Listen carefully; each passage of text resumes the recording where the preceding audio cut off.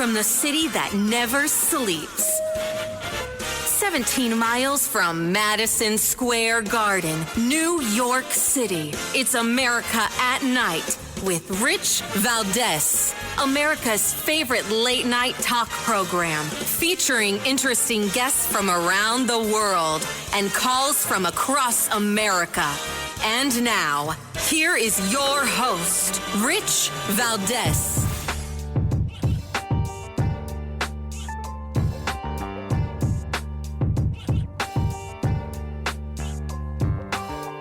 Hi there, good evening, and what's up, America? I am Rich Valdez, Valdez with an S, at Rich Valdez on all of the social media.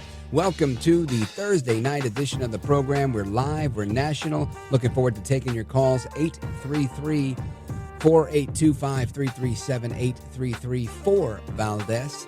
And 4 days away, right? 4 days away from El Trompito taking office. I couldn't be more excited. And several things I want to talk about today. Yesterday we had Bryan Ardis, former executive director of Iranian Americans for Liberty, on the show. And he said, always be cautious of deals that you make with terrorists. And lo and behold, now there are some nuances coming about, right? Some backpedaling, some new requests, all sorts of things that might be changing, perhaps. Listen to this.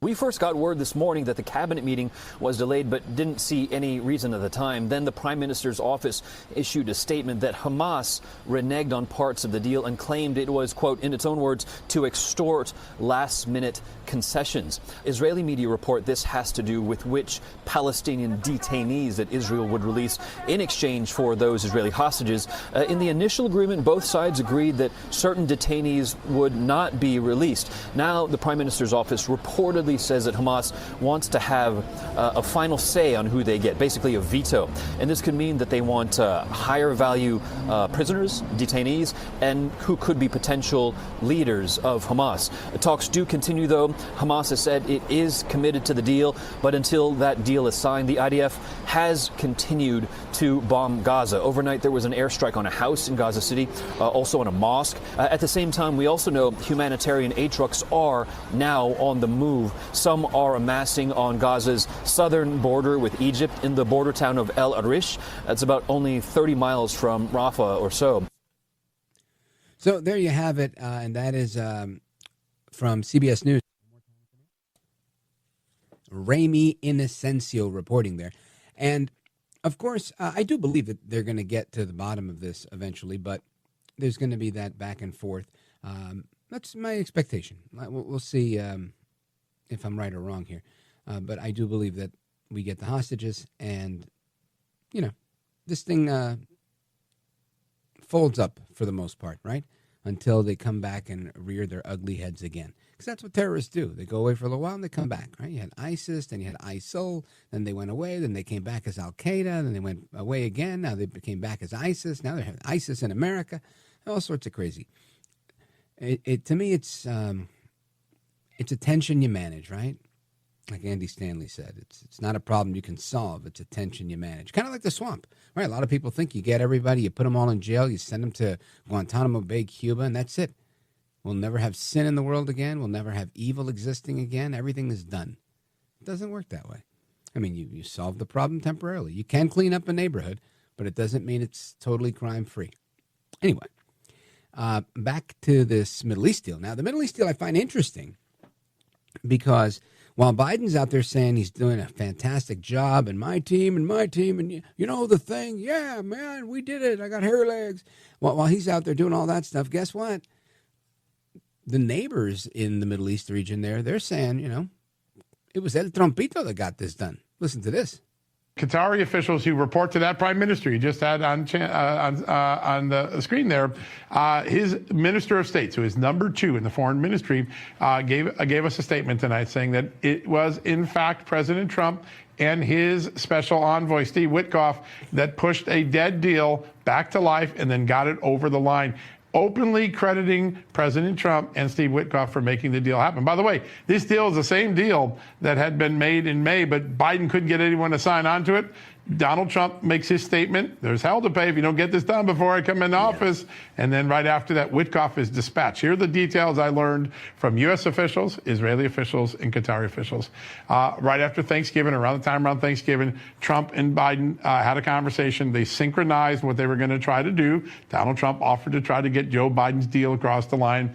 Trump then dispatches Steve Witkoff, his special envoy for the region, to Doha. They all meet Biden, Qatar, the prime minister of Qatar that you just had, in Doha. And then Witkoff breaks off away from the group, goes independently on his own, meets with Israeli Prime Minister Benjamin Netanyahu, figures out what Israel needs to make the deal, and then brings that to completion. That pressure from Trump, according to the Minister of State, Mohammed al-Khalifi, and that diplomacy by Steve Witkoff changed a dead deal to a live deal that happens in the final days of Joe Biden's presidency. But if Joe Biden can't answer the question, the Qataris are glad to answer it for him. It was Donald Trump, according to the Minister of State of Qatar. That, of course, a report from John Solomon, OG in D.C.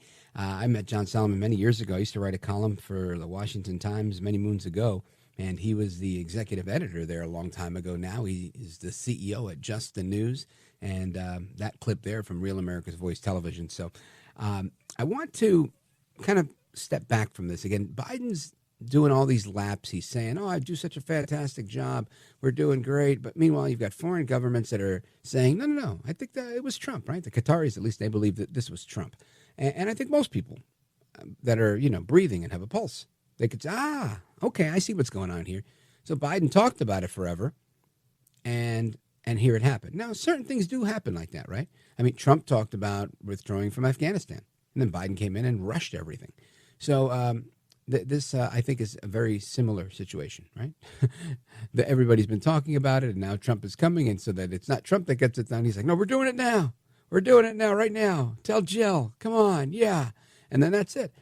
And he's doing it, and that's why I think we're having a little bit of we're doing this, we're doing that. Hold on, they're going to have back, but I think it's going to get done. Why? Because Trump imposed the deadline, and I think they believe Trump is serious. Now, that's Joe El Baboso Biden.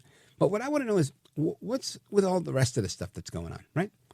For example, you've got all these changes that are happening, right? Seemingly the banning of red dye 3 yesterday. A few weeks back, we had, or 3 weeks ago, you had the Diversity, Equity, and Inclusion Office of the FBI. Well, that was shut down. Listen to this one. Very little explanation from the FBI as to why this office closed. We just know it closed. The Office of Diversity and Inclusion, called ODI, was formed in 2012, and as of last month, it's no more. If you search FBI Diversity Inclusion, an FBI job site comes up that has a photograph of 2 dogs sitting in front of the Lincoln Memorial, and the words above it say, "Page not found, we're sniffing this out for you." We asked the FBI, and we're told, quote, in recent weeks, the FBI took steps to close the Office of Diversity Inclusion, effective by December 2024, last month. Fox asked the FBI for more context and was told the statement is it. That's David Spunt, Fox News. And interesting, right? I mean, good for them. I guess they're looking out their friends, is what I'm thinking. They're like, all right, look, guys, you're going to get the can, you're going to get the boot, or get moved around if you're a career employee. So maybe if we move you around now, then maybe you don't have to get the boot, right? Because it'll take them time to find you. Kind of hide the rats on the sinking ship. I don't know. At least that's how it worked in Jersey when I worked in state government. It was very difficult. You had like 5 Republicans and, 4 million Democrats that hated your guts. It'd be like that. It'd be like that, bro. Anyway, I want to get into a couple of things that happened on Capitol Hill today because there was a lot going on, right? You had a lot of hearings for the Interior, for what else? There was a bunch. There was a whole bunch. I got a whole list here. EPA. Different environmental stuff. A lot of Trump people are, getting grilled. And I believe that most of them are going to succeed. Dare I say all. But we got a couple of clips of those that I want to play for you so you can hear the play-by-play. And I want to get a bird's-eye view from somebody who was there on Capitol Hill. Congressman Riley Moore is scheduled to be with us. So keep it locked right here, folks. It's Rich Valdez. Your calls and more are coming up. We're just, 10, 15, 20 minutes away from your calls. 833-482-5337, 833-4-VALDEZ. This is America at Night with Rich Valdez.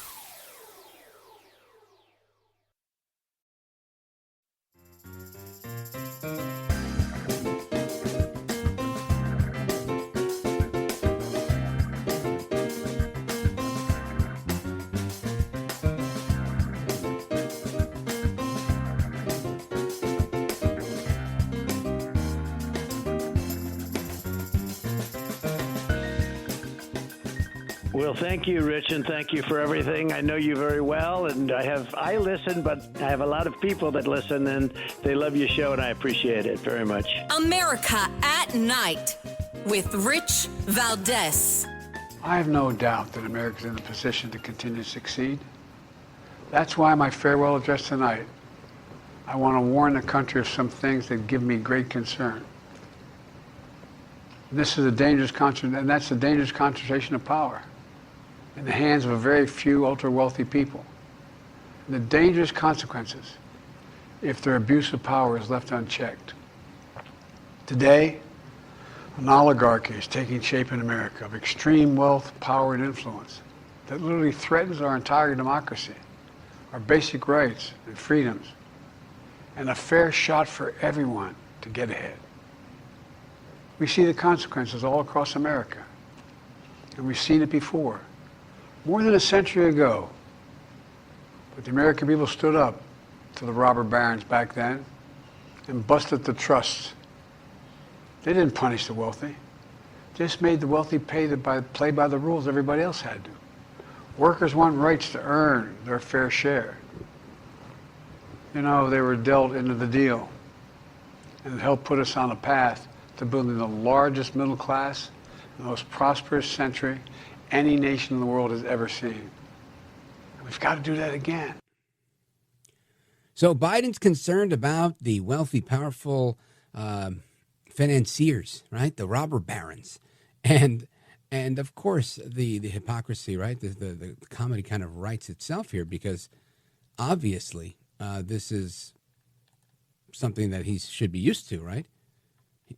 George Soros has been the darling of the Democrat Party, and he's not the only billionaire. There's a whole bunch, right? Peter Thiel is in there.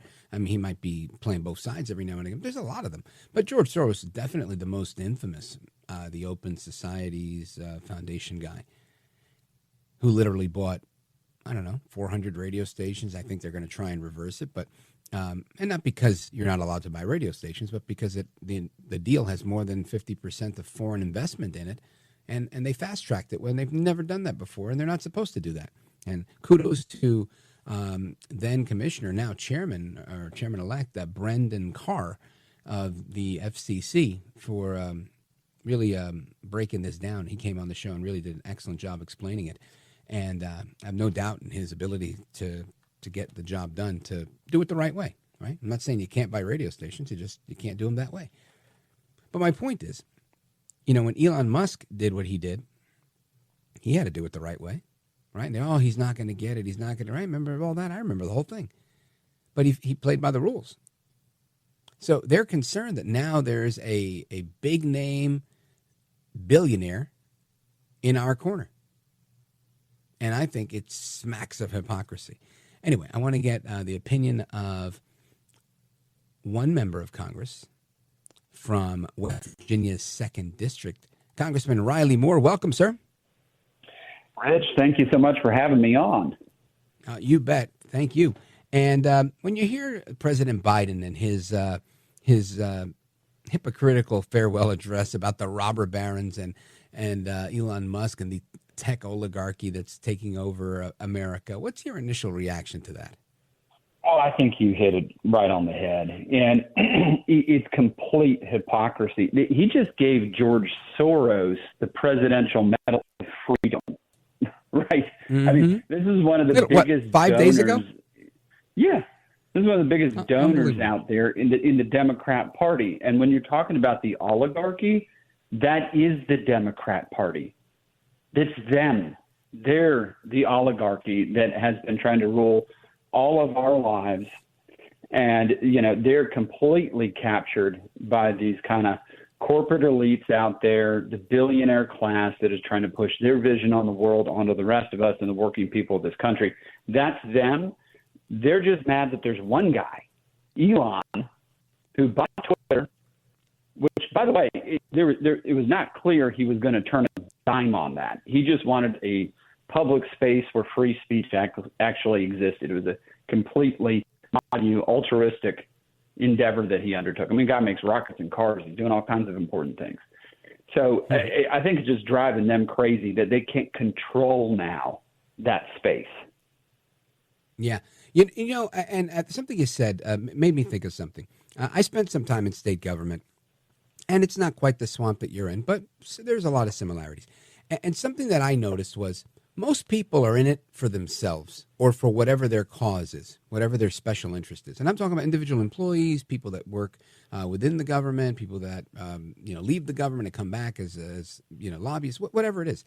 And I feel what you're seeing here, right? You said it really well. Elon Musk was one of them, essentially, right? Most rich people, Trump, many of them, they donate to both sides. They have some opinions that are this way, some of the other. They're there to make money. They're there to advance their business. They're not political people per se. And I tend to think that even though Washington is seemingly divided, Democrat, Republican, I feel like many of your colleagues, and I'm not saying you, but I feel like many of your colleagues are the same way. They're like, look, I'm a Democrat, but I could go this way, I can go that way. But for a handful of hyper-partisan people that kind of corral everybody else, I feel like there probably would be more collegiality. Am I wrong? Is it everybody at everybody's throat, or is it a handful that are at each other's throats, and the rest of it, you guys kind of get along? You know, my just short experience here in Congress, and I also was in state politics as well. I'd say the state side, depending on the issue, we tended to get along a little bit better. I mean, we're all West Virginians, and everybody kind of trended, at least in the social space, more conservative. So there were kind of like-minded issues we could talk about. I mean, these are Democrats that still kind of do things that used to be normal in this country, like go to church and have kids and things like that. So you could own a gun. Own a gun. I mean, you could talk to them about that. Hey, where do you hunt this season? You know, things like that.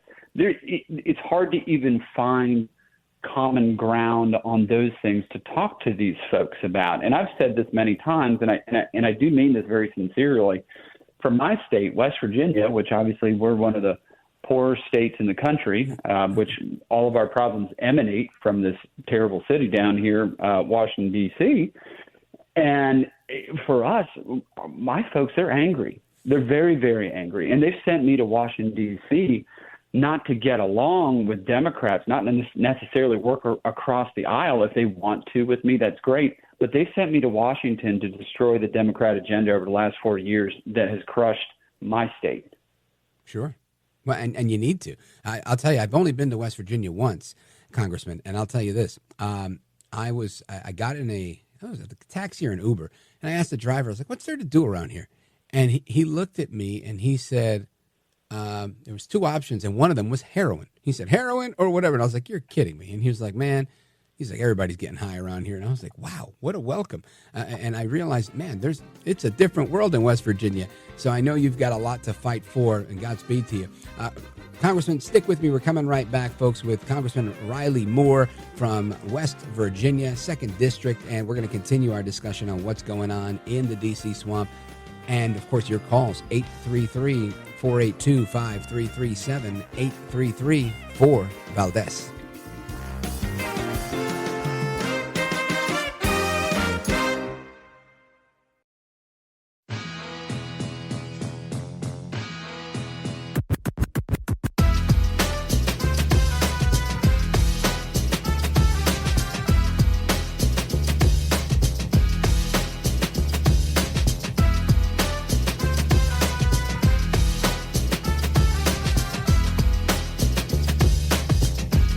The best guests, the best opinions. This is America at Night with Rich Valdez. All right, amigos, welcome back. Familia, Rich Valdez, live with you till 1 a.m. Eastern time. Our phone number, 833-482-5337 or 833, the number 4, and my last name, Valdez, and that is Valdez with an S. And I want to get back to our conversation with Congressman Riley Moore from West Virginia. And Congressman, I want to play a clip for you. And I know we discussed a lot in the last segment. If you have any follow-up on that, feel free to add to it. But I want you to hear this clip of Scott Bessent, the president's nominee today, up for his hearing. And they're discussing Social Security. Listen to this. First of all, I want to emphasize that President Trump has said that Social Security and Medicare, they will not be touched. And I believe... but I'm saying touch in a positive way, not cut benefits, not raise taxes, indeed increase benefits, and take that 25% cut off the table, just to make that clear. No, I understand. And so those would not be touched. One of the tragedies of this blowout in the budget deficit is that we have to get our short-term house in order to start before we can start implementing the smart plans such as yours. Now, he's talking to Senator Bernie Sanders, so when he talks about a smart plan, I don't know how smart it is. It's Bernard Sanders. But I want to get your take on this, because I feel like, me personally, and you feel free, I know you have a background in this, people always start pushing around, oh, they're going to cut Social Security, but would you agree that it's likely never going to happen unless it absolutely has to happen?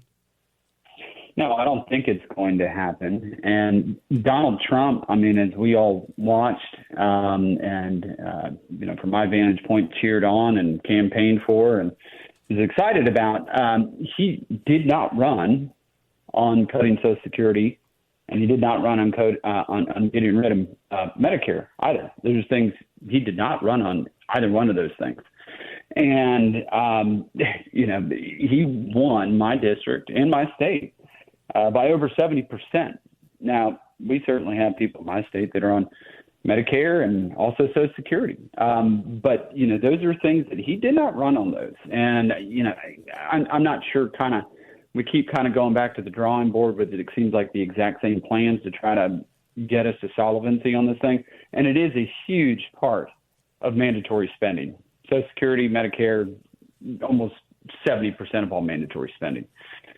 So this, though, I do think provides an opportunity for Doge and guys like Elon Musk, who are obviously leading that effort, to find efficiencies. Don't forget the E means efficiency, right?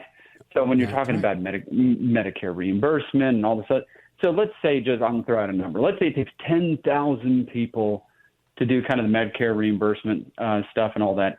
Elon is a guy that can come in and say, you know what? It doesn't take 10,000 people. We're going to do this with 100 people or 200 people or whatever it is, and find efficiencies in that system. There is cost savings there. These programs are very old. They've been around a long time. And I think that they've been managed in a 20th century manner when we're living in this digital age. And a guy like Elon is somebody who could find something like that. And I think that's why the Republican conference, is so excited to have him in that capacity working on these things.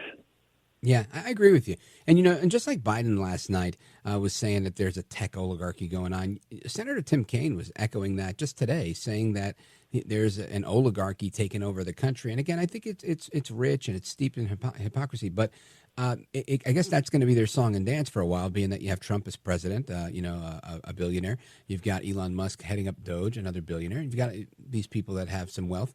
And I guess we never made fun of them enough, right? Or we didn't go at Soros. I guess Soros was the only punching bag we had. So now it's kind of like, all those guys are billionaires. But I think the bottom line here is I think they're just going to keep sticking with this from a political perspective. What do you think?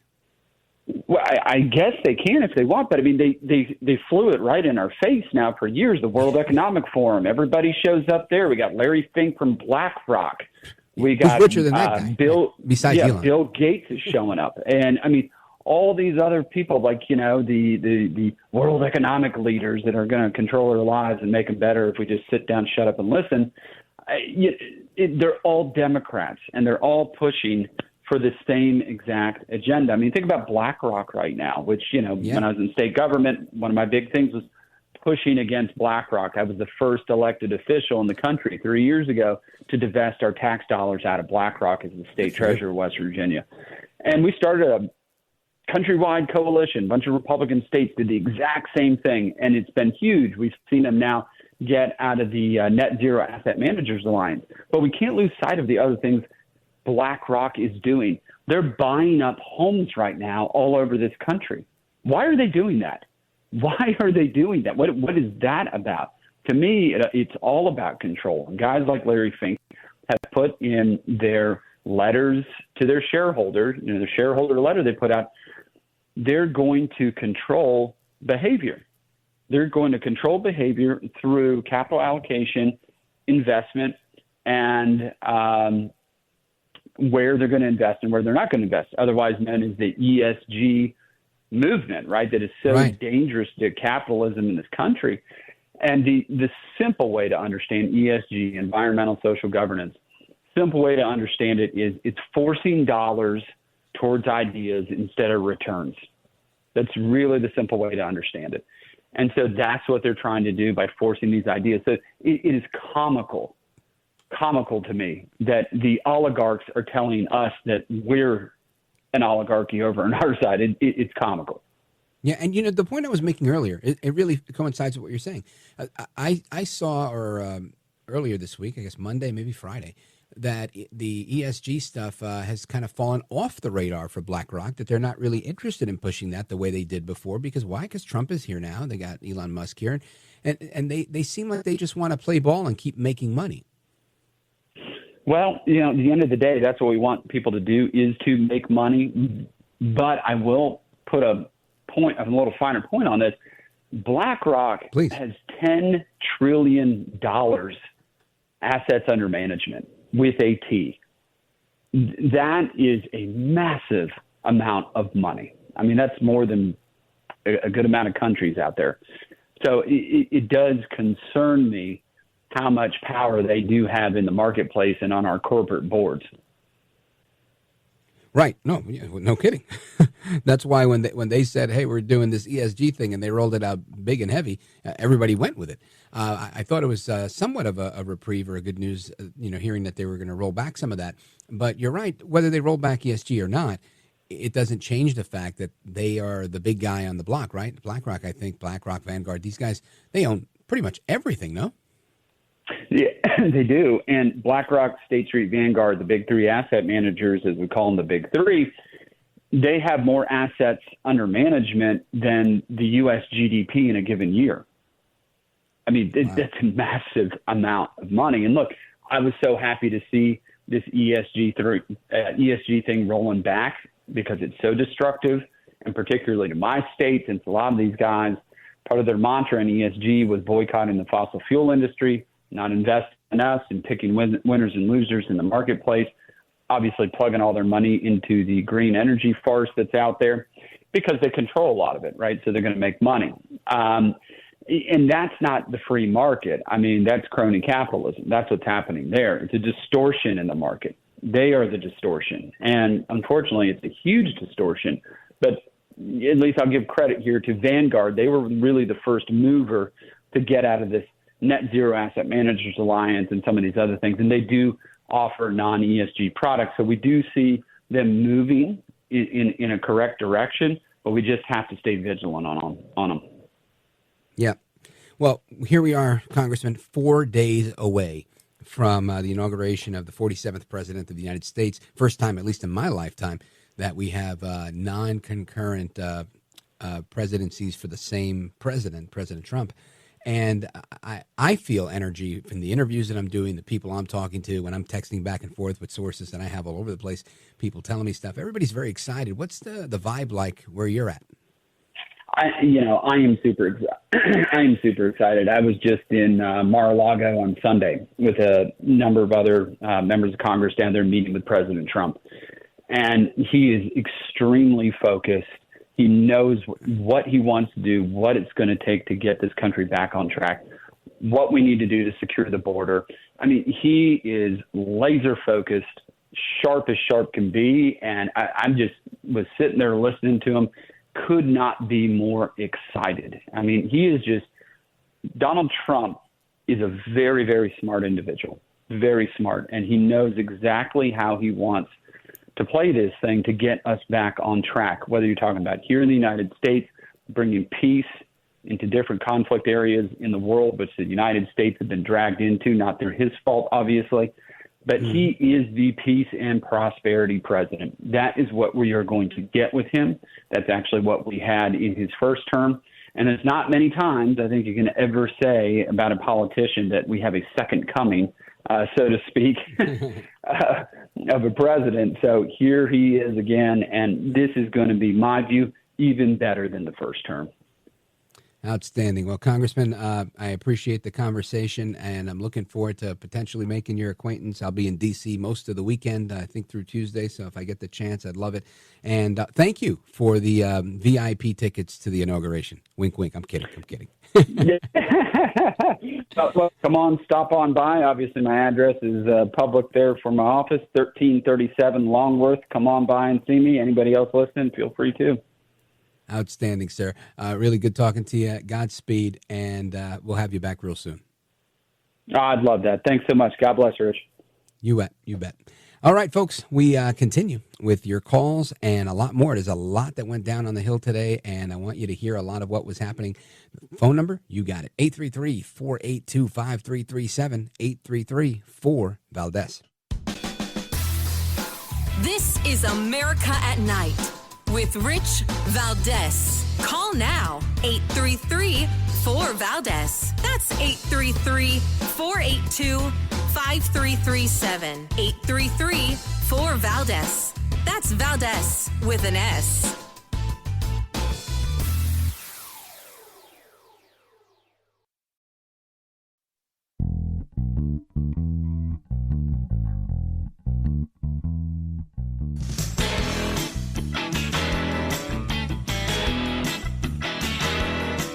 Call now, 833-4-VALDEZ. That's 833-482-5337. 833-4-VALDEZ. That's Valdez with an S.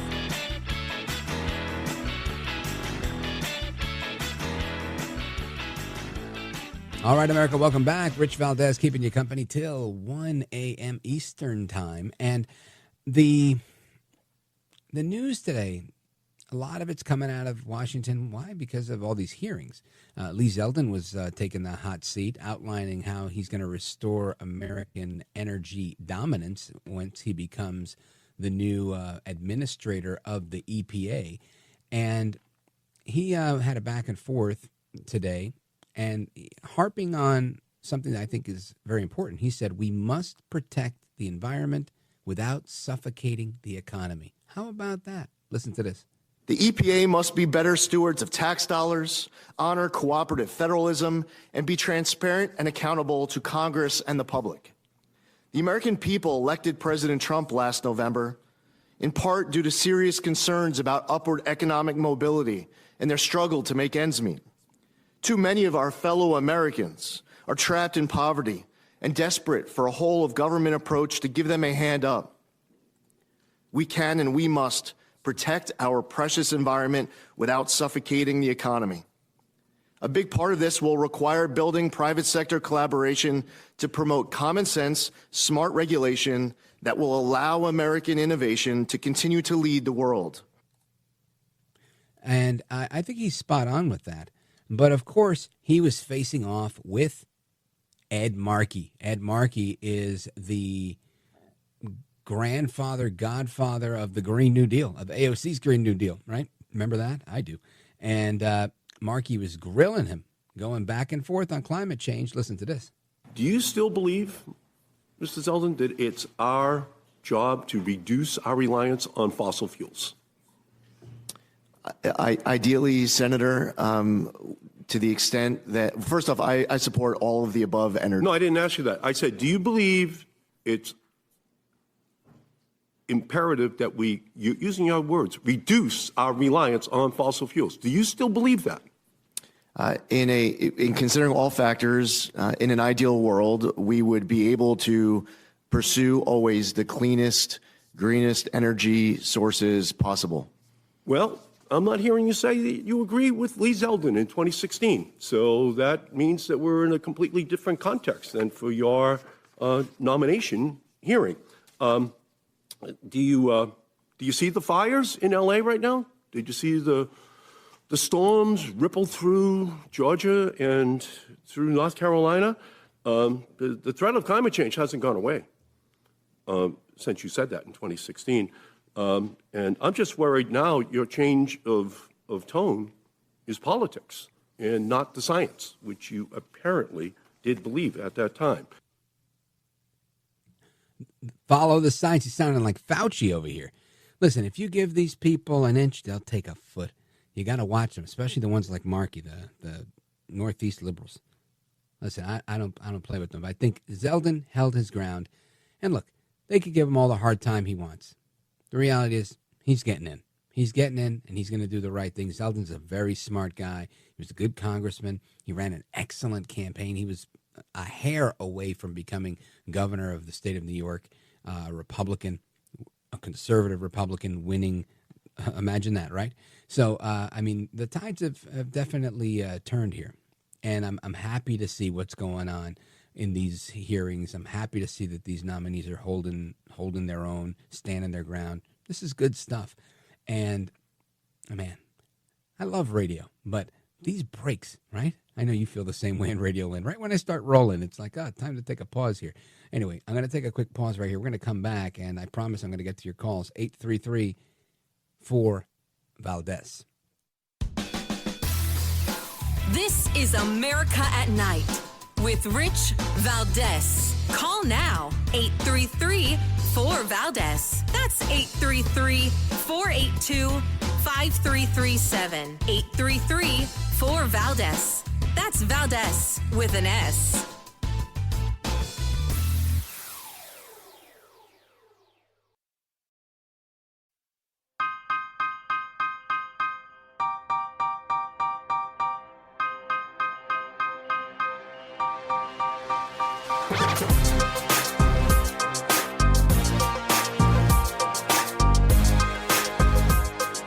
Voted best head of hair in live late night radio 6 years in a row. It's Rich Valdez. And President Biden is correct that this deal appears to be the exact same proposal that he announced last May. What changed? Trump. Yep, that's right. That's what changed. Trump, El Trompito Donaldus Magnus, the 45th president of these United States. El Presidente Donald J. Trump, 45 and 47. And that was Joy Reid, by the way. Joy Reid on MSNBC just last night saying, Biden proposed this deal. Just like so many things, right? The difference is Trump. The difference is executing it, right? He says, if I have to do this, you're going to regret it. So they said, all right, let's get it done now. And things are moving. Maybe not as quickly as we'd like, but they're moving. Joy Reid and the folks in the media are very upset. They're very upset because they lost. They're upset because some of them believe what they say. And I'm glad that they at least believe what they say. They believe that, it's over for America. Some believe it's just over for the next 4 years. But people are really, a lot of folks on the left are really bent out of shape, and good for them. Good for them. Because the media needs to be shaken up a bit, right? You got fake news CNN. I think they're shaking some things up. They're shaking things up because El Trompito's here, and they need to change it. And they've already made these changes, right? They had, what's that guy who gets all the airplay on CNN? He's terrific. Scott Jensen. He's been great during the campaign. They decided to keep him. He's on every panel, right? There's always a panel with him on it. So I think we're going to see more changes. And I think we're going to see some changes with Wolf Blitzer. I think we're going to see some changes with Jim Acosta. I think we're going to see a few things changing. So anyway, folks, I'm coming right back with another amazing hour. And if I'm not coming back where you are, then take care. Hasta la próxima, and God bless you, America. I'm Rich Valdez.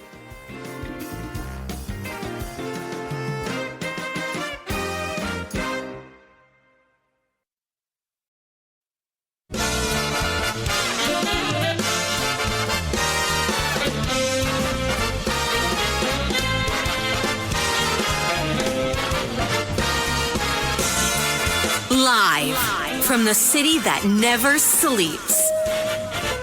17 miles from Madison Square Garden, New York City. It's America at Night with Rich Valdez, America's favorite late night talk program, featuring interesting guests from around the world and calls from across America. And now, here is your host, Rich Valdez.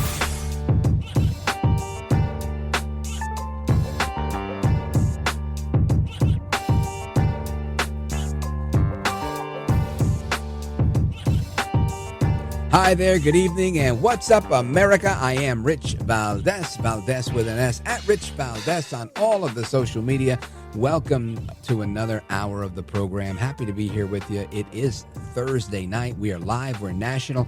Here's the phone number, 833-482-5337, 833-4-VALDEZ. If you want to join us on our late night national town hall conversation, I'd love that. And I want to get into a bunch of things with you all tonight. Not the least of which is the fact that they closed down the DEI office within the FBI. Yeah, who would have figured? They did that just about 2 or 3 weeks ago, and a lot of people are getting wind of it and reporting on it today. I got a clip. I want you to hear this. The Federal Bureau of Investigation, FBI, shuttered its Diversity, Equity, and Inclusion DEI office last month, according to the law enforcement agency. In recent weeks, the Federal Bureau of Investigation took steps to close the Office of Diversity and Inclusion, effective by December 2024, and Federal Bureau of Investigation spokesperson said in a Thursday emailed statement to The Hill. So, no more DEI office in the FBI. Super. No more red dye number 3. FDA did that yesterday. And according to them, and I believe them, they've been trying to do this. So what happened? Who relented? Well, I think, again, Biden's leaving. And my sense has always been that Biden brought, while he's not a radical lefty, he brought that aura with him because of the deal he cut with Sanders in order to get the nomination. And he gave the House away, right? Putting Kamala as the VP, just pretty much doing their bidding. DEI everywhere. Who do you want? You want Rachel Levine to be the Ash, the Assistant Secretary for Health? You got it. You want the bald guy, Sam Brinton, who steals luggage, to be our nuclear czar with a dress and heels on? You got it. Right? He didn't care. He threw everything out the window and said, yeah, go for it, man. Come on, you know the thing. And that was it. Joe El Baboso Biden. He didn't care as long as he did what he had to do. As long as he could pardon Hunter Biden and do what he did, he's all good. So here he is. He's on his way out, and now people, I think those people that are not radicals like Ed Markey and the rest of them, the climate crazy Green New Deal people, they're like, yeah, all right, cool, let's do it. You don't like red dye? We don't like it either. Let's do it. Right? And I think people are, and I think there's some political motivation there. You got people that are saying, you know what, maybe, just maybe, we can one-up this Kennedy guy. So when he comes in here saying, for years, listen, I don't know about years, we just did that. Before you even got here, we did that. That's how the swamps work. And all the swamps are similar. Anyway, DEI is out at the FBI, and big victory for women's sports yesterday. AOC, of course, reacting to that, saying that her colleagues sold out. Listen to this. Here we are today, Republicans who have voted consistently against the Violence Against Women Act, who have taken away the right of all women to choose and have control over their own body, who, as women are bleeding out in parking lots across the country, standing there, allowing Hold on a second. Are women bleeding out in parking lots across the country? Is this a phenomena that I have not been brought up to speed on? Or is she talking about maybe an isolated incident, and now she's making it into a national phenomena? Unbelievable. Go ahead. Now want to pretend today that they care about women. And why? To open up gender and, yes, genital examinations into little girls in this country in the so-called name of attacking trans girls. Hold on. Hold it right there. They want to have genital examinations of little girls in this country in the name of girls in girls' sports. I think that's what she just said, right? In the name of keeping trans out of girls' sports. You find me a single solitary Republican that is looking to have a genital exam. I have not heard any politicians looking to do any exams. I think what they said was the sex on your birth certificate, right? That's typically the standard that most people who want to be fair go with. I'm at a loss here that AOC says all these things and nobody says, excuse me, miss. No. Can we fact check her? Can we get the fact checker? Somebody calls Zuckerberg. All right, play the rest.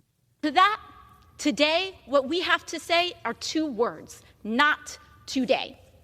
The majority right now says there's no place in this bill that says it opens up for genital examinations. Well, hold on now. Nobody's calling for janitors, ma'am. There are no janitors. There's no genital. I just said that. I'm that guy. There is no genital examination by janitors. Go right ahead. The thing, there's no enforcement mechanism in this bill. And when there is no enforcement mechanism, you open the door to every enforcement mechanism. Trans girls are girls. And for all the folks that are so concerned, thank you for your concern about women for the first time that I've seen. I don't know about y'all. I don't know who's been to gym class lately, but girls, even if you only believe in two genders, I've played co-ed sports all the time. Now, did you play it with a pecker, right? Because trans girls are girls if you include the extra body parts, right? The extra chromosome, the difference in chromosomes. And I hate to be crass, but this is a reality here. She says she's played sports. Did you play it with a pecker, AOC?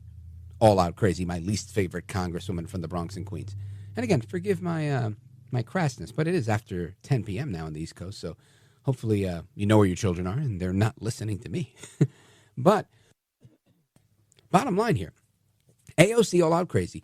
She's on her soapbox here, almost as if they hired her to do this, because I don't even think she believes what she's talking about. She's spewing a whole lot of nothing here. I think she's doubled down on something that is a really losing issue. Has she seen every last poll? Every last poll that's out there. Nobody wants this.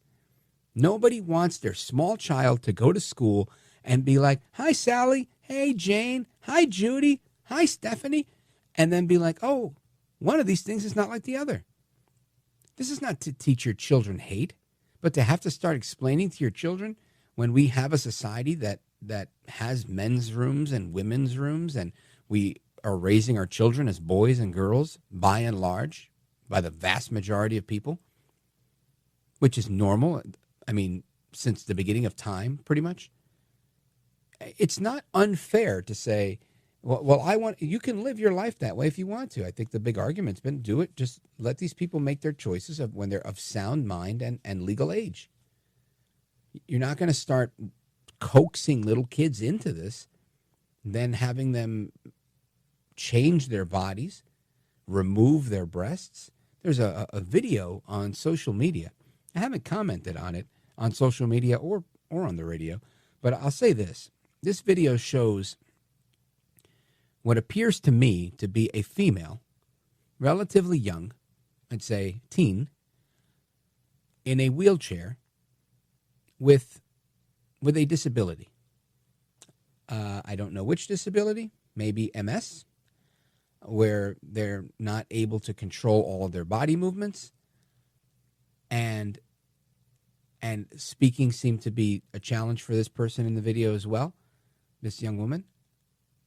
And she's topless because she had undergone a double mastectomy.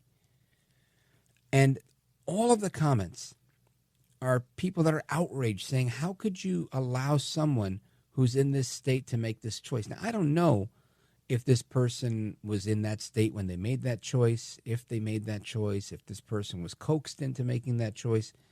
What I do know is that this is not the norm, and I don't know if this person was north of 18 years old or not, but I do know it hits a chord with people that have played a role in the birthing process. I'll use your word, right? Birthing people, right? Moms and dads, people that have children, parents. If you have a child, it's a game changer, right? Everybody who's had a child, for the most part, some people have a kid and it's like, oh, yeah, I have a kid. It's like, that car they don't use in the garage. But for most people, their lives completely change. Their life becomes so secondary and somewhat insignificant. And they live for their children. They live for their family. They live to create a future for these little people. And when someone like AOC All Out Crazy, my least favorite congresswoman from the Bronx and Queens, when she comes out and says, look, girls, trans girls are girls. I mean, these platitudes are nice, but the reality is you don't have a girl or a boy. How can you make these pronouncements when you're not a parent? You're not in the driver's seat. You're a backseat driver. And I don't mean to sound like exclusionary. I'm not. But I'm saying if you haven't had children, you really shouldn't be pontificating, in my opinion, on things of that nature. Everybody's entitled to opinions. You can have it all you want, and she can have hers. But I have mine, and I'm opining on hers because this woman's never had a kid, and she's going to sit here and tell me that it's wrong for me to want to make sure that my kids don't have to be next to someone that is from a different gender or potentially get hurt or killed or whatever it is if they're in a sport against someone, or that we should have more Leah Thomases out there. Clearly men posing as women. We've seen it in the Olympics. We're seeing it everywhere.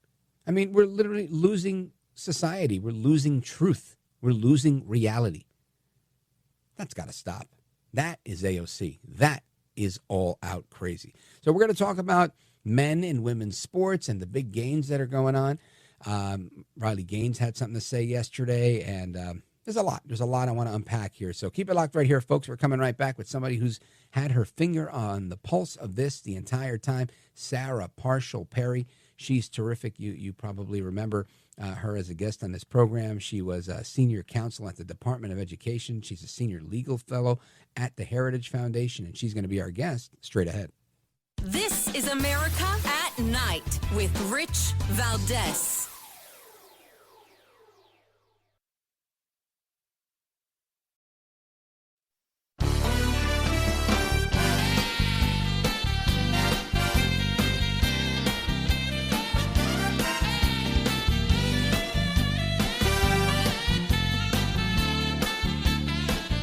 Look at Rich Valdez. He's now a radio host, and he's a great radio host. America at Night with Rich Valdez. On this vote, the yeas are 218, the nays are 206. One voted present. The bill is passed. That objection, motion reconsider is laid upon the table. That, of course, is the passage just the day before yesterday of the act officially known. Shoot, I just had it right in front of me. The Women and Girls in Sports. Here it is. The Protection of Women and Girls in Sports Act. And it's going to amend Title IX, the federal law that bans sex discrimination in schools, to recognize a person's sex as based solely on a person's reproductive biology and genetics at birth.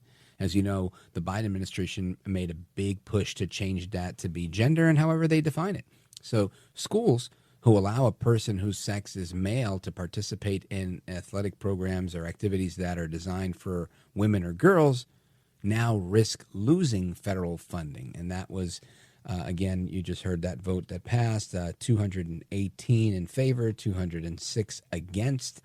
And I'm happy to see that we had a big win there. I want to get into all of this, the thick of it, with our guest, Sarah Parshall Perry. You may remember her from this program. She's always brought us a lot of great legal advice. She's a former senior counsel at the Department of Education, where she was an attorney, still an attorney, and now she's senior legal fellow at the Heritage Foundation. Sarah Parshall Perry, Happy New Year. Welcome back. Thank you, Rich. Happy New Year to you, and thanks for having me. You bet. So I want to, we've had plenty of conversations about this, and seems like we've finally achieved something statutory to protect girls in sports. Is this a big victory, or is this a small notch on the way to victory? So it's unfortunately only a small notch, and I'll tell you why. We're up against two things. First of all, it's got to make it to the Senate before it makes it to President Trump's desk. And what we're dealing with in the Senate is the need for about 7 Democrats to be able to sign on, because we have a very slim majority in the Senate. And depending on when Senator or Governor Mike DeWine appoints J.D. Vance's replacement for Ohio, we're going to need about 7 Democratic senators to recognize the reality of common sense and biological reality. Listen, this should not be a controversial partisan issue. Unfortunately, we have seen, because 206 Democrats voted against this particular bill in the House, we have seen in real time exactly how partisan this issue is becoming because of the progressive hard left. This should be a galvanizing issue for Americans. In fact, polling right before the election, so we're talking within the past few months, indicates that 72% of Americans want sports separated by biological sex. That is a significant majority. So the Democrats in the Senate should feel as though they have the cover, the desire of their constituencies to be able to vote for this. But we have such a slim GOP majority in the Senate. It's going to take, I think, some real groundwork to try to get it over the finish line and onto the president's desk. Now, you mentioned before the break correctly that this was a bill specifically designed simply to amend Title IX. Well, Title IX, as we know, Rich, has been around since 1972. Mm-hmm. That's the longest-standing single-sex anti-discrimination law in the country. It's based only on sex, and it guarantees equality in education. Very simple. But the Biden administration, as you and I have talked about, decided in April to release and then enforce in August a widespread, catastrophically impactful rule that changed sex equality to also gender equality, or gender identity and expression equality. Well, you can imagine when we're talking about men and women's sports, men and women's dorm rooms, men and women's locker rooms, how catastrophic that was for the nature of equality in federally funded education.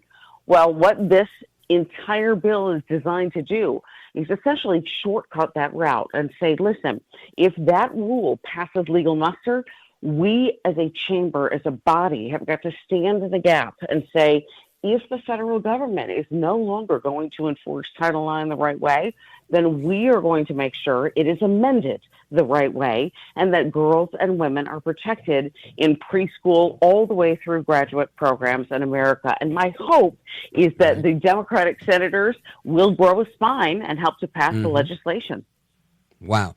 Folks, we're on with Sarah Parshall Perry, again, former attorney in the Department of Education and a senior legal fellow at the Ed Meese Center at the Heritage Foundation. And I want to continue this conversation on legal stuff because it looks like we're stepping in the right direction, but not out of the woods yet with Title IX. I also want to get your thoughts on what's going on with journalists. There's been some talk about that on Capitol Hill and how the law applies to that, especially with the nomination of Pam Bondi, and I want to get some of your thoughts on that. So Sarah Parshall Perry, stick with us, folks. We're coming right back with Sarah Parshall Perry from the Heritage Foundation and me, Rich Valdez. Don't go anywhere.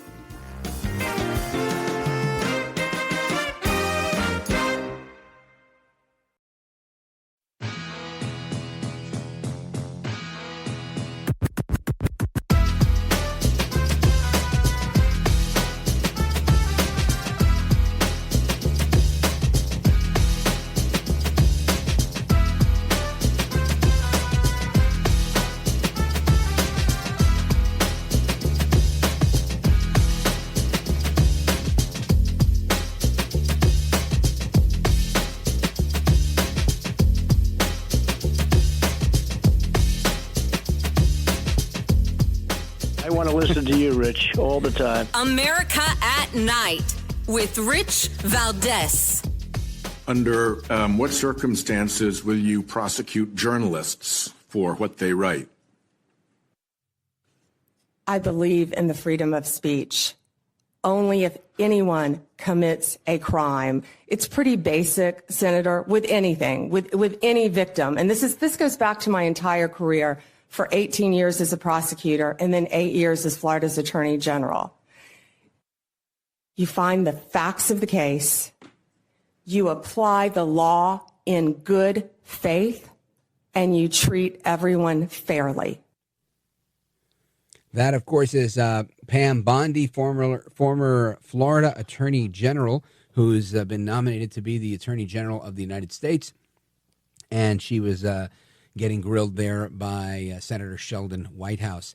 And the question, of course, you heard it, under what circumstance would you jail a journalist? And again, it's a good thing they don't pick me, right? They don't pick me for these things because I'm not a trained lawyer.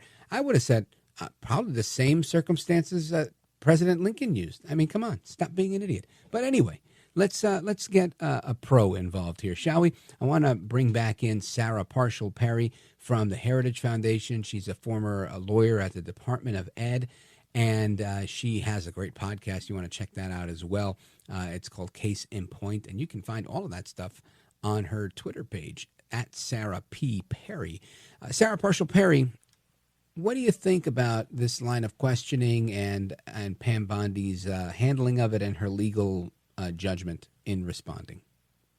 Well, I have to tell you, I thought she handled her first set of hearings masterfully. I really thought she was not only eloquent, she was to the point. She vowed not to politicize the Department of Justice, to apply the law to the facts as they existed in front of her, to not seek the victim or seek the individual whom she wanted to prosecute and then find the crime, but to actually do things in reverse, as any good lawyer, as any good law enforcement officer should. And when Sheldon Whitehouse hammered her, as all of the Dems did, to various degrees and from various angles on whether or not she would prosecute individuals because of their political affiliations, she was very quick to turn around the narrative and say, well, that's exactly what your Department of Justice under Merrick Garland did toward Trump multiple times, beginning with the Russia collusion and going on from there. But she was very clear in this colloquy with Sheldon Whitehouse to say, I believe in the freedom of speech. Listen, we all want journalistic integrity. We want the ability to air our perspectives, whether they're conservative or liberal or centrist, whether they are paid for publicly or privately. We want the ability to utilize these very powerful platforms to expand and enhance the public good. But what Pam Bondi is saying is there is no crime unless there is speech in furtherance of a criminal offense. And that is a type of speech that the Supreme Court has recognized is not legally protected. We have recognized that there are certain limitations on the freedom of speech. Rich, you know you can't yell fire in a crowded theater. You can't publish or produce child pornography. You can't speak in a way that is an incitement to violence. There are multiple sort of parameters, guardrails on the First Amendment so that we can continue to function as a society that operates as a pluralistic society for everyone's good. And what I think Pam Bondi was saying there was, I believe in the freedom of speech, but also I am going to keep an eye on individuals if they have been involved in a criminal defense or a criminal event, whether or not they are involved in the journalistic community or otherwise. Outstanding. No follow-up there. I think you did a great job answering. But you said something that made me, it jarred my memory, and it was about children.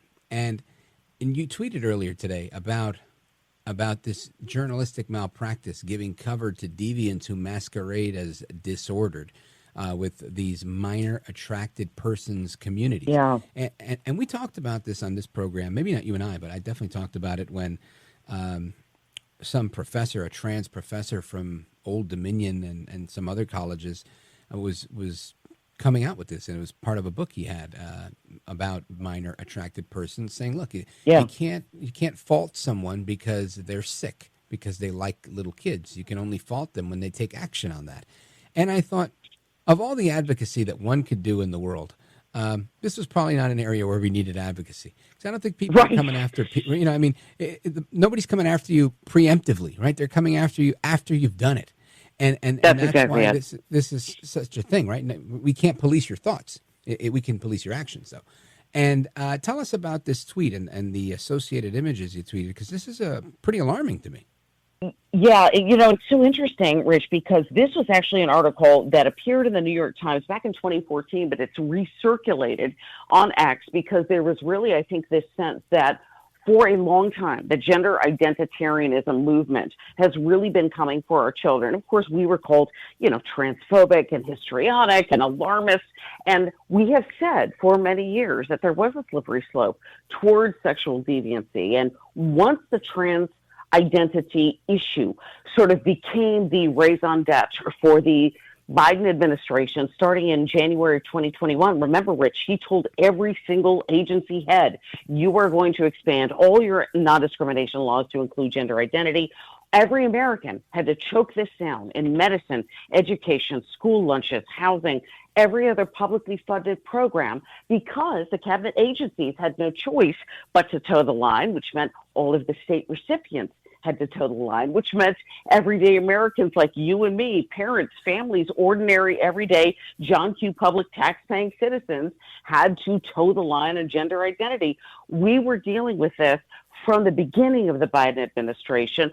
Trump has said, this is an issue about which I am passionate. We are going to eliminate this, quote, nonsense, which is what he's called it. But what we're seeing is when you give a foothold to deviancy like this, there is indeed a slippery slope. And this article from the New York Times about how we need to destigmatize individuals who are, quote, minor attracted persons, when in fact, Rich, they are pedophiles.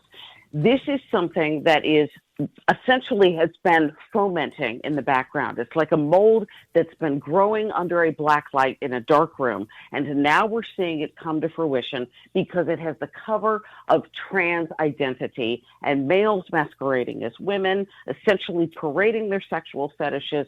Now we've seen pedophilia, individuals writing scholarship, and I've posted some of this research. This is research that's being done with NIH funding that essentially says we need to study what these particular, paraphilias, as they call them, are, these sexual preferences, whether or not these individuals act on them. Let's find a way to less stigmatize this population. This was in 2014. We are now in 2025.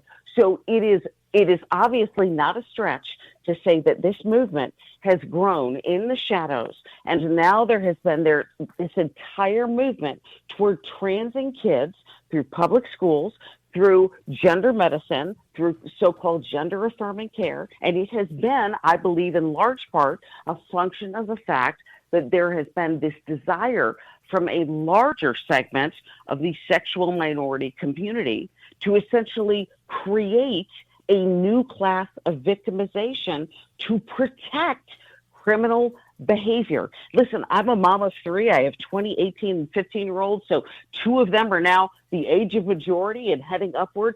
I still have a 15-year-old. I have parented these kids through these awkward, developmental, intellectually challenging, emotional, pubescent stages.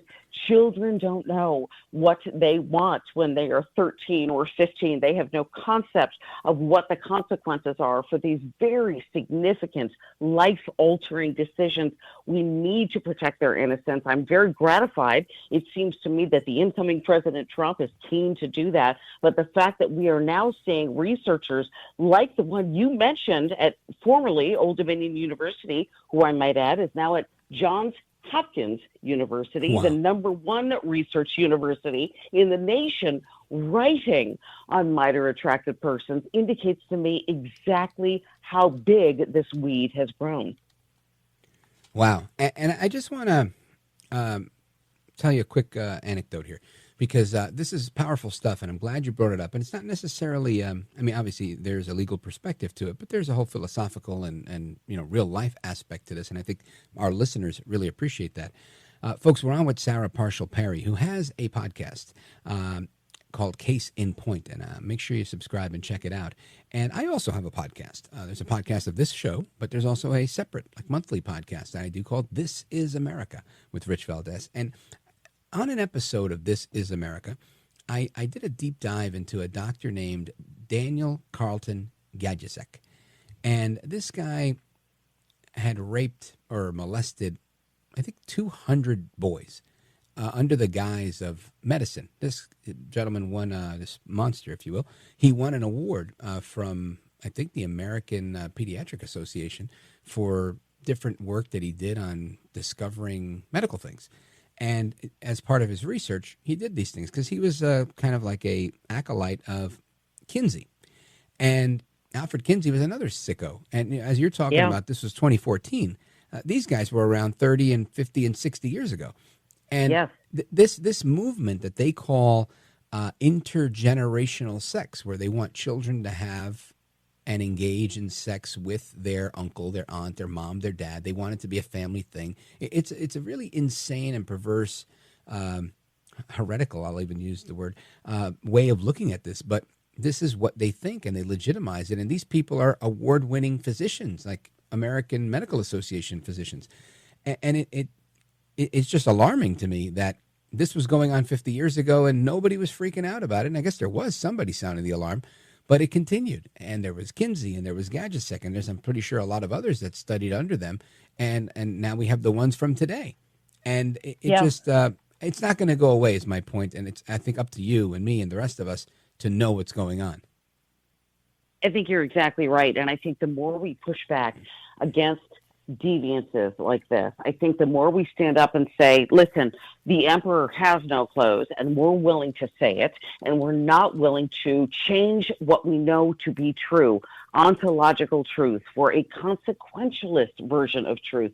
Truth is truth, no matter how you feel about it. Truth is truth so long as it doesn't hurt someone's feelings. Listen, we've become a culture of victims. All of them. In fact, I was just listening today to a clip online about why we are seeing more and more mentally weak kids. We have ultimately just babied them, cushioned them, wrapped them in bubble wrap to the extent that they are no longer capable of sifting and weighing right from wrong and truth from untruth. And in my own life with my own children, I will tell you, we've had some very difficult moments where it's, Sarah how are you Parshall going Perry, to say... Can you pause right there? I'm sorry, I got to take a break, but I really want to hear the outcome of this, because I think that is a huge problem in society today, the feminization or demasculization of boys, and I think you're hitting on it. So just pause with me if you can. Please bear with me. Folks, we're coming right back with Sarah Parshall Perry. This is America at Night with Rich Valdez. Call now, 833-4-VALDEZ. That's 833-482-5337. 833-4-VALDEZ. That's Valdez with an S.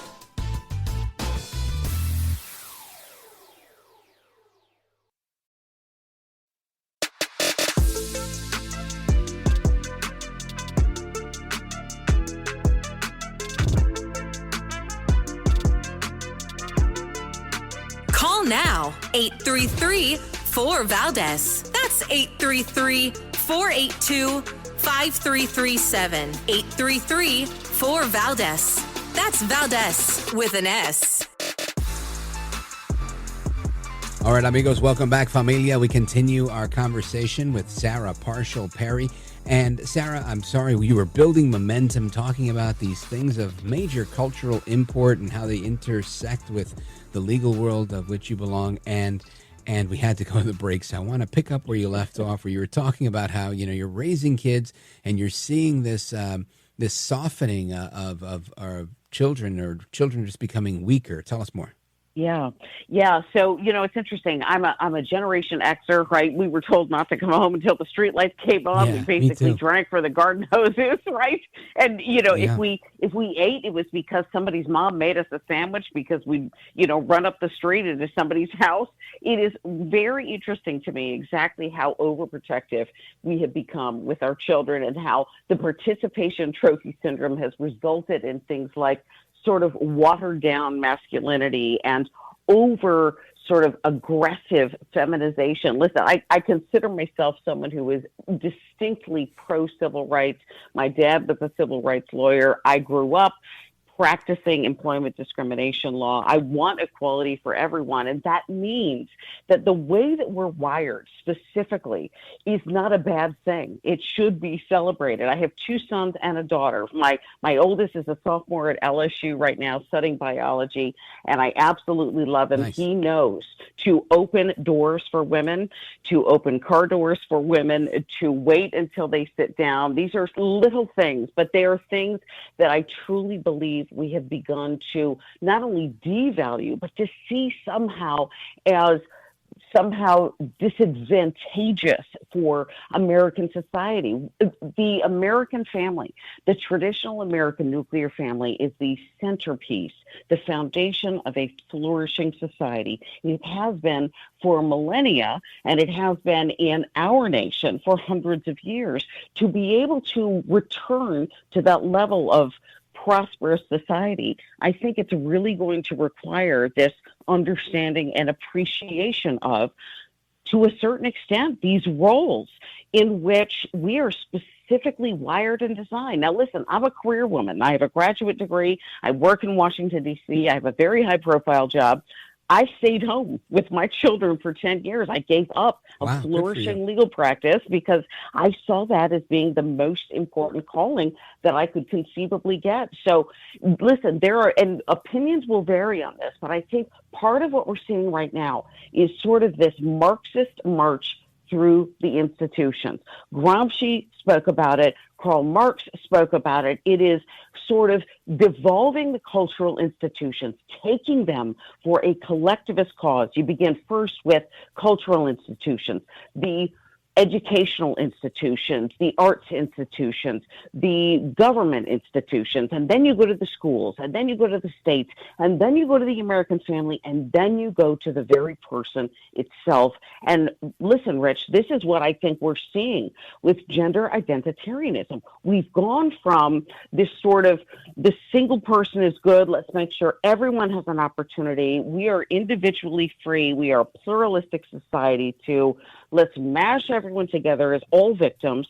Let's throw everything together, break down any conceivable distinctions between race, religion, sex, ethnicity, national origin. And what you've got at that point is just a series of victim classes clashing against one another. That, I don't think, is not only not what the founders intended, we know it is not how any government flourishes or succeeds. And it's not how our country is going to succeed. You know what I say to that? I say Parshall Perry 2028. You got my vote. Sarah Make Parshall a phone call for me, Rich. You got it. I might see you Monday, so I'll see. I want to thank you for being here, and I hope to run into you during my days in Washington, D.C. over the next few days. I appreciate it. You are a gentlewoman, a scholar, and a patriot, and I appreciate it. Godspeed. Thank you. You as well, Rich. Always a pleasure. Likewise. All right, amigos, more to come straight ahead. 833-4-VALDEZ. This is America at Night with Rich Valdez.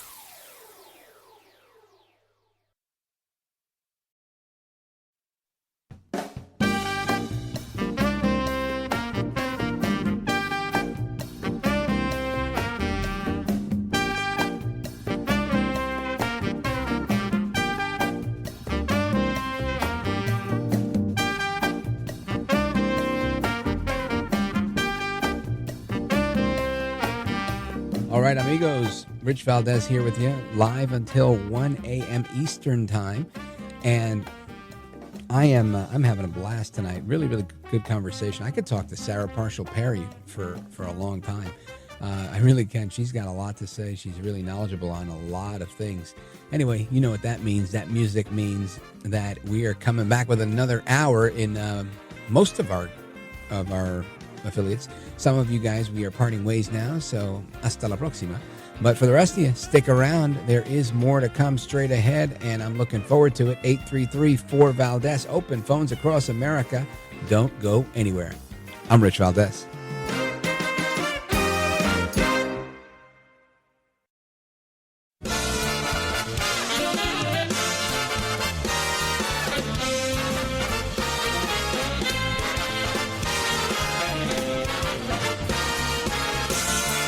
Live from the city that never sleeps. 17 miles from Madison Square Garden, New York City. It's America at Night with Rich Valdez, America's favorite late night talk program, featuring interesting guests from around the world and calls from across America. And now, here is your host, Rich Valdez.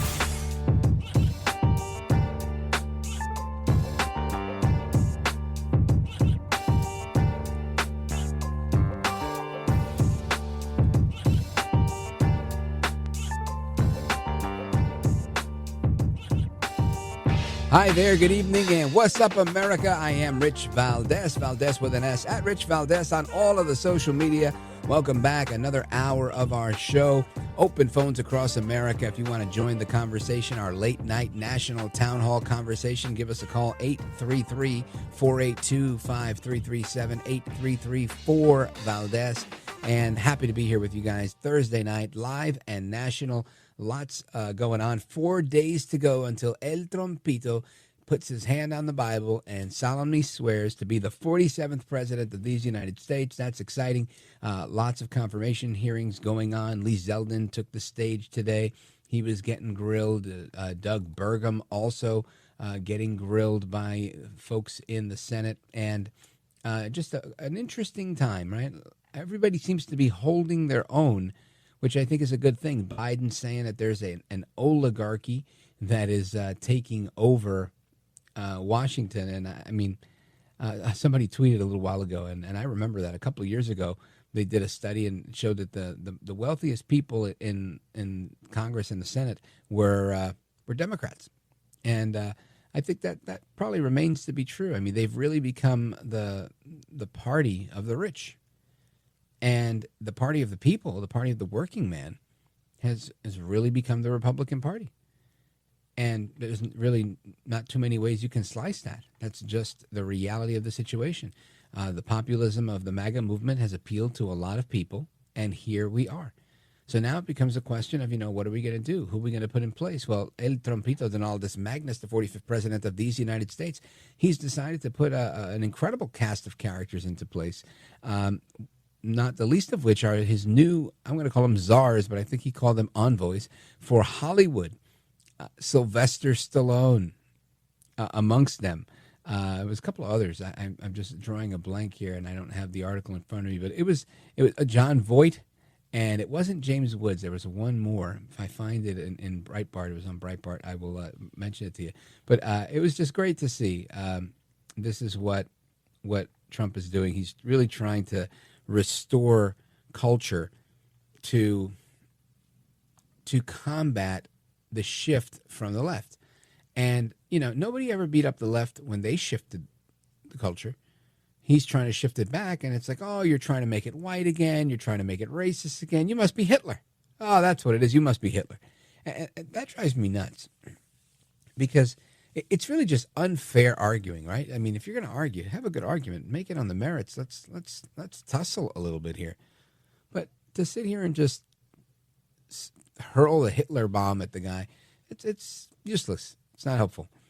So I'm happy to see what's going on with Trump and in all the different areas that he's making an impact. And I got to tell you, I think what made this country as patriotic as it was when I was a kid was the governor of California, Ronald Reagan, or as El Rushbo called him, Ronaldus Magnus. And Reagan, when he was head of the Screen Actors Guild and working with John Wayne, these guys, they made sure that they pushed back on communism trying to encroach, right? Because everything was labeled communism back then. It wasn't the left. It wasn't progressive politics. We didn't use those euphemisms. They were like, you're a red commie, and good. I'm glad that there was a fervor for being anti-communist. Not so much today. Now it's celebrated. Now it's embraced.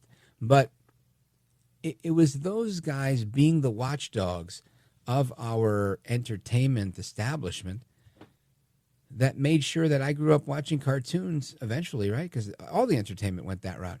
I grew up watching cartoons like G.I. Joe And moving on to sports or sports entertainment like the WWF, or now known as WWE, professional wrestling with Hulk Hogan, right? Train, say your prayers, and take your vitamins. And these are staples of my childhood. It was all about defending America. Every Friday I went to school wearing red, white, and blue. I wore a tie every Friday, a red tie, a white shirt, and blue pants. I went to public school 197, and public school 206, and intermediate school 240, Huddy, Nostrand Avenue in Brooklyn.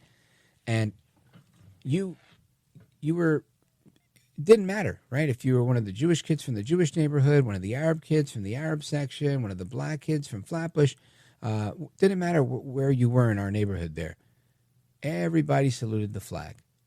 We were all Americans. It was what made this country great, in my opinion, that we all had something in common, even though we had very little in common in other areas, other than our age, or we were boys, or we went to the same school. And life was, to me, simpler and grander. It was a grand old time. Things are so complicated now. Kids have all these mental illnesses because, I think there's a hyper focus on mental illnesses. And I have every intention of bringing one of my faves in the psychology department, Dr. Vince Callahan, bringing him back if he's available. I'd love to bring him back. There's so much I want to talk about because nowadays, back then I was like, oh, you know what? I don't like what you said. You're a jerk. You're an a-hole. Bleep, right? It's not like that anymore. Now it's like, oh, how dare you? You are invading my safe space, and I think you're a narcissist, right? And people start hurling these diagnoses at you, which may or may not be accurate. And that's it. You've been labeled. And then as soon as they say that word, your smartphone will bring you 100 different videos, when you're in Google or one of your social media apps. And voila, you become an armchair expert on narcissism, on this, that, and the third. And it's remarkable to me to see how we've evolved as a people. And now we don't have Hulk Hogan. I mean, he's around, but he's in his heyday now. He's an icon. He's Hall of Famer. But we have all these different movements. Our entertainment is different. It's not America-centric anymore. It's not cool to like America. Now it's cool to be a rebel. And I think this needs to change. It needs to become cool again. People need to realize this is still the greatest country God's ever created.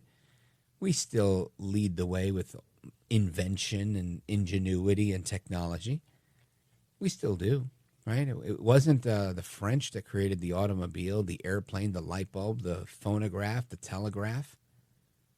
It wasn't those guys. It was us guys. And we need to keep it that way.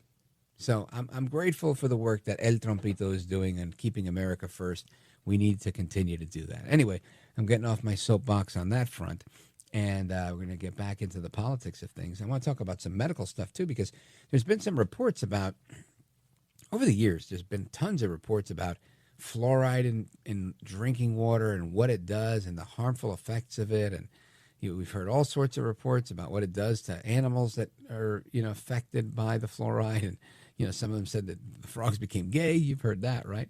And I laugh because it's funny, but, you want to pay attention to things like that. Ultimately, I mean, there's a lot that we want to talk about because there's a new whistleblower in the medical field every day. There's always somebody out there that's like, hey, this doesn't look right. And that really came to light during COVID. During COVID, we saw so much. We learned about ivermectin, and then it was outlawed. You couldn't touch it. You couldn't use it. Now people are buying it. It's dirt cheap. It works fantastic. Why? Big Pharma. So are they going to give RFK Jr. Hell to get approved? You bet they are. So I want to have this conversation about healthcare and everything else, fluoride in the water and the effects it has on one's health. And we're going to do that straight ahead. So keep it locked right here, plus your calls. I want to hear from you on this. Our phone number, 833-482-5337, 833-4-VALDEZ. This is America at Night with Rich Valdez.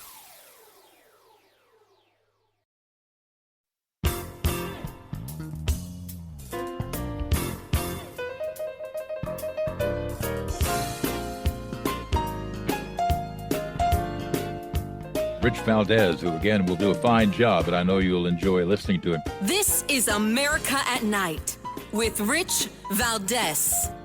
A report in JAMA Pediatrics concludes there is a statistically significant association between higher fluoride exposure and lower IQ scores in children. The study, funded by the National Institutes of Health, analyzed existing research conducted outside the United States. The lead author telling NBC News there is concern that pregnant women and children are getting fluoride from many sources, including drinking water, and that their total fluoride exposure is too high. The research is being criticized by many in the public health community. 52 of the 74 studies it looked at are rated low quality, according to the authors themselves. The conclusions based on fluoride levels more than double what's recommended for drinking water in the U.S. Fluoride has been added to U.S. drinking water since the 40s. More than 70% of Americans get it in their taps. The CDC, American Dental Association, and American Academy of Pediatrics support fluoridating water, citing studies it reduces tooth decay by 25%. So you've heard of dumbing down the system, right? Well, literally, we're dumbing down our system with this report from the NIH finding that more fluoride equals lower IQs.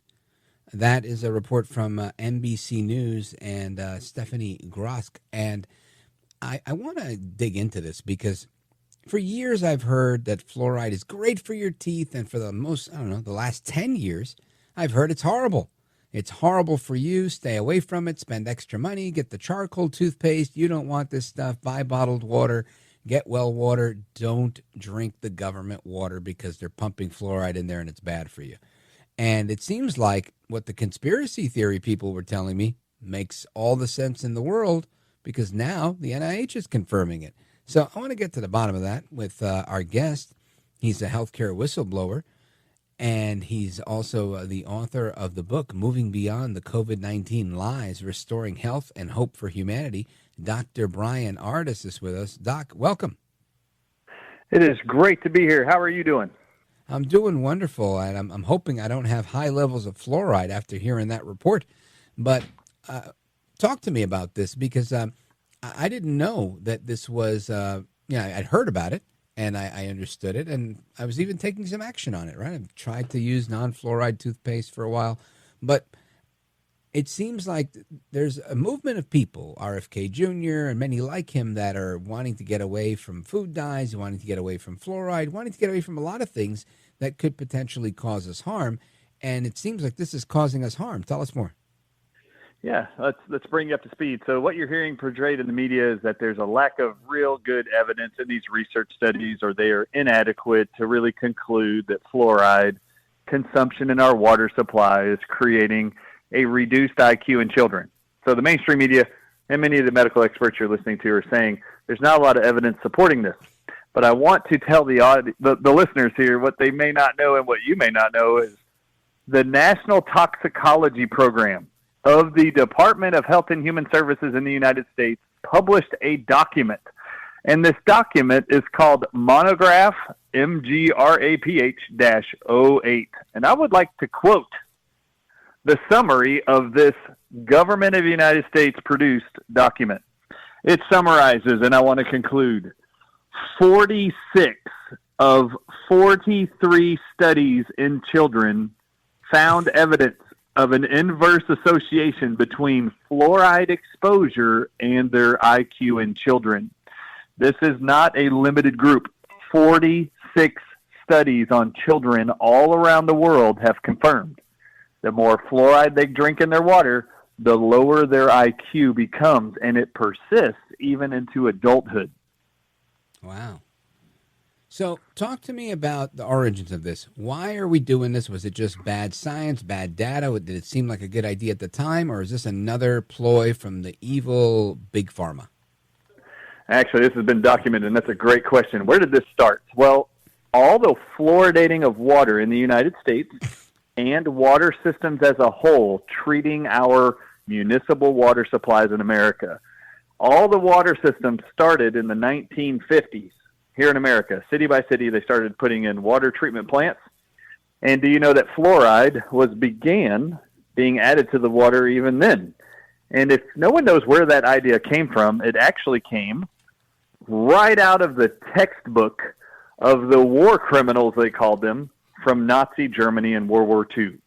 As a result of Operation Paperclip, and this is well documented, when we brought over all those Nazi war criminals and put them into different new agencies like the CIA, creating NASA with these people to help us with our technology and our espionage efforts, one of the things they brought with them was the knowledge of what they did in Holocaust camps all over Europe.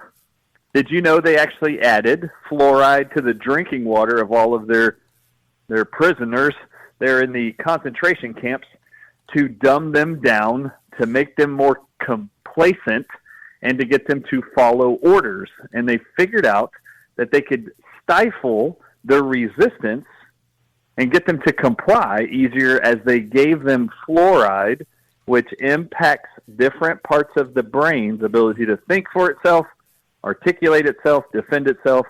This has been an old technology used to try to literally create more powerful influence of control over the people they are feeding fluoride to. And I want to remind everybody listening, don't you remember, Chip, your name's Chip, right? Chip, do you remember back in the day when our toothpaste bottles, we'd get them in tubes and you'd squeeze out the tube, and as you looked at it, up until the mid-90s, every toothpaste that had fluoride in it had this statement on it: warning, if swallowed, call poison control. And I want to let everybody know right now that fluoride, the same fluoride in our water, the same fluoride you find in your toothpaste, if you look at the MSDS sheets where they tell you all the toxic effects of fluoride, do you know the warning from the government, the EPA is? It actually says first, do not swallow fluoride. That's actually, I'm reading it right now, I'm quoting it. Do not swallow fluoride because it is a known toxic substance to the neurology of a human body. I know this is all shocking to people. It's probably hard for them to believe, but it is very true. Yeah, well, I mean, there's a whole lot of things like that, right? I mean, the stuff that they use to kill cancer kill you, but, in small amounts it kills cancer. So I think we do a lot of that with boric acid and whatever. Not defending it, I'm just saying it's pretty common practice, I think. But very interesting stuff. Folks, we're on with Dr. Bryan Ardis. He's a chiropractor. He's an expert on a lot of this stuff. Doc, tell them where they could find out more about you. Absolutely. Yeah, if you want to go to thedrardisshow.com, thedrardis show.com, you can download free patient resources there, documentation, presentations, and all kinds of health topics, including fluoride. Also, we have a book you can purchase. It's called Moving Beyond the COVID-19 Lies, and we summarize a lot of the things that were not articulated in the media and shown to the main public. But we take you through all the research of how COVID-19 was created, how people suffering with long COVID can recover, and we take all patients through everything they need to know about COVID in preparation for what they're calling next, the bird flu pandemic that is coming. All right, sounds good. Doc, thanks for being with us. Folks, when we come back, we continue with open phones across America, 833-482-5337, 833-4-VALDEZ. I'm looking forward to speaking with you on everything we've discussed tonight. Plus, we've got some news on Chicago that we're going to get into tomorrow, so make sure you tune in. Don't go anywhere, folks. Rich Valdez.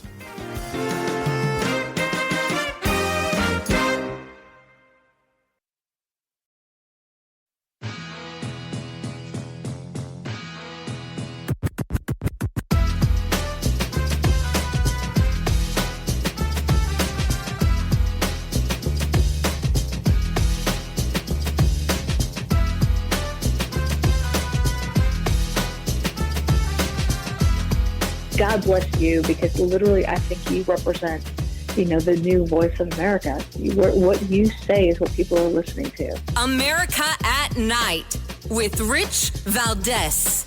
Call now, 833-4-VALDEZ. That's 833-482-5337. 833-4-VALDEZ. That's Valdez with an S. High drama at the state capitol Thursday. It has gone too far. I have an obligation to be in that room. Republican Senator Colton Moore led away in handcuffs after tussling with Georgia state troopers. Complete violation of the Georgia Constitution. I have an obligation to represent the people of Northwest Georgia. Moore detained following a heated exchange with a Capitol staffer who barred him from entering the House chamber for Governor Kemp's State of the State address. Moore was banned from the chamber by House leaders last year after he made disparaging remarks about late House Speaker David Ralston. The senator was escorted to a waiting patrol car and transported to the Fulton County Jail. But Georgia's economic success. As the governor delivered his 7th State of the State address, laying out his legislative priorities for this session, GOP Party Chairman Josh McCoon criticized lawmakers in a written statement saying, "No duly elected member of the state House or state Senate, regardless of party or position on an issue of the day, should be denied the opportunity to represent the people who elected them at any such joint session." Well, the Speaker of the House has the responsibility of maintaining order and decorum in the House chamber.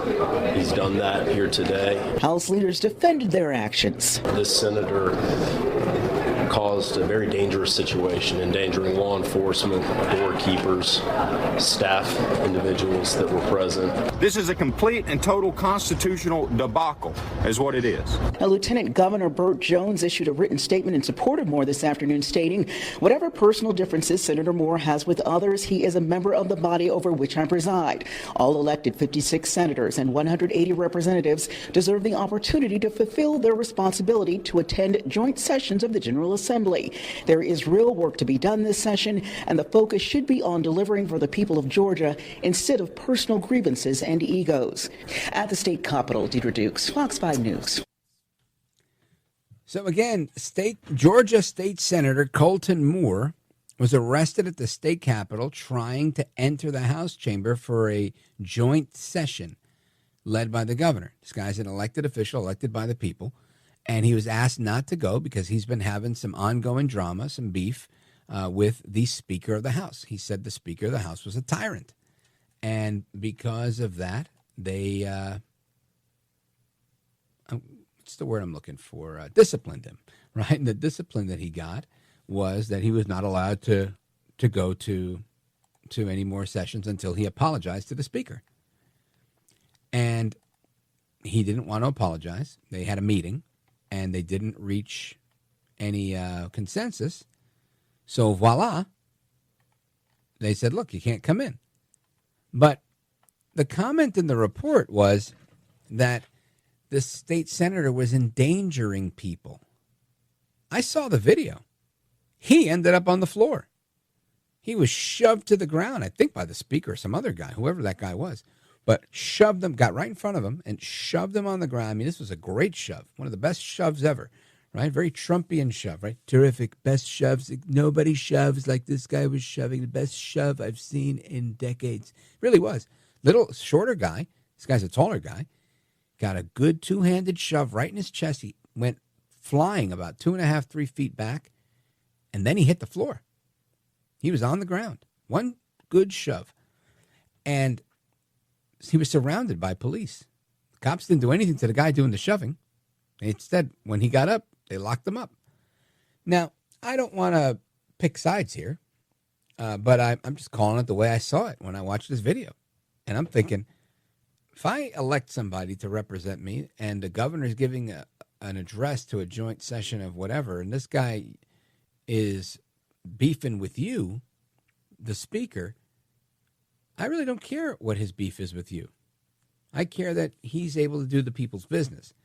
And you can argue that being let in is a privilege and that he could listen to what they had to say from outside. But I would argue I have a right to be represented according to the state constitution. And that's the guy that I vote to do it. So they better come up with, I think, a better way of disciplining this guy. But clearly, this is messy, right? It's messy. Colton Moore, banned from setting foot in the House chamber after he made disparaging comments about House Speaker David Ralston, another Republican. These are both Republicans. He said the guy was a tyrant. And it just, the whole thing is just, it's bizarre to me. So I want to get your thoughts on this. I want to get to your calls as well. We have some people on the line, so thank you for holding. The phone number again, 833-482-5337, 833-4-Valdez. And I want to remind you that if you've ever wanted to call in and you haven't, I encourage you to do it. Today's a great day for that. I also I love to talk to first-time callers. It's a thrill. I love talking to callers. So few radio hosts do it, and literally, I don't know what I would do if I couldn't. I used to fill in on a radio station out in the West Coast, and they didn't have a call screener or a phone system. They were like, no, we got rid of it a while back. I was like, get out. And they're like, yeah, we don't do that anymore. We have a text line. People text us, and we can read it. And I was like, I mean, it was kind of cool to, you see the comment, you read it. But, I mean, no, it's better than hearing from somebody. Like what's his name? Jerome, right? Jerry Smalls is the illest. Jerome from South Carolina. When he calls in, he never agrees with me, right? But he's so humorous and so gracious, and we fight, and he takes shots at me, and I take shots at him. We have a great time. Anyway, I love a good conversation. I would not be happy if I couldn't have a conversation with somebody who didn't agree with me, right? I don't know if I said that right. I want people to not think like me. I don't like groupthink. I'm not here for that. Anyway, so if you want to disagree with me, I welcome that as well. Because people always say, I wish you'd put more different opinions. Call. Get on the phone and call. If you want to have a different opinion, I move you to the front of the line. And, of course, if you're one of our regulars, I will be getting to you momentarily. I also want to tell you some of the things we're talking about. We're talking about confirmation hearings. We're talking about Biden's comments about the oligarchy, about the billionaire class now running the White House, as if that wasn't happening when he was giving George Soros the Presidential Medal of Freedom 4 or 5 days ago, right? No, that wasn't happening at all. I want to talk about an update on what's happening with the Florida Senate and who's replacing Senator Marco Rubio, who's becoming the Secretary of State. And we're also going to talk about just about everything else. Girls' sports, that big law that was passed 2 days ago, really affecting Title IX. And I think we need probably a bigger law to protect more girls. But I want to get your thoughts. Let's go to Kansas City, Missouri, KTTR, and check in with Jim. Jim, go right ahead. Rich Valdez, hey, thanks for taking my call. Yes, sir. My pleasure. Okay, so this is my comment regarding Brandon's comment on oligarchs. If you have to have an extreme concentration of power and wealth in the hands of a very small group of people, wouldn't you want to have that in your country instead of having it in some other country like China or Russia or North Korea or something like that? I mean, it just shows you how stupid he is to say that he thinks that's to complain about it. Yeah, listen, I'm with you. If you're going to have a bunch of winners all together, you want to have them on your team. And it makes sense to me. This is part of, I think, the problem with the Democrats. They live for rhetoric. They really do. And I got to say, lately, Republicans are living for results. And that's good. That's where we all need to be, right? Democrats and Republicans need to be on the same page with results, even if they're not the same results. But lately, they just live for the rhetoric. They just want to talk smack and talk more smack and talk more smack because they can't deliver. And that's the problem. They have been delivering, though. I got to say, during Obama, they were delivering. They got a lot of things through. They emboldened Iran. Biden's been pretty successful at emboldening Iran. So there was action taken there for the progressives, for the or I should say the communist sympathizing crowd. But those days are coming to an end in 4 days, Jim. And I can't wait. I can't wait till we start producing energy like we used to, becoming energy dominant again, where liquid natural gas is being sold all over the United States and then sold internationally. People in Europe have signaled they're not going to buy their liquid natural gas. Excuse me. I swear I can talk. Liquid natural gas, LNG, they could buy that from, they've been buying it from Putin, and they said, we're going to buy it from the United States. And these are all good things, right? So I'm looking forward to all of that happening. I can't wait. Jim, Kansas City, Missouri, KTTR, thank you for your call, my brother. I appreciate it. Godspeed to you. Folks, the rest of your calls and more when we return, 833-482-5337, 833-4-VALDEZ. This is America at Night with Rich Valdez. Call now, 833-4-VALDEZ. That's 833-482-5337. 833-4-VALDEZ. That's Valdez with an S.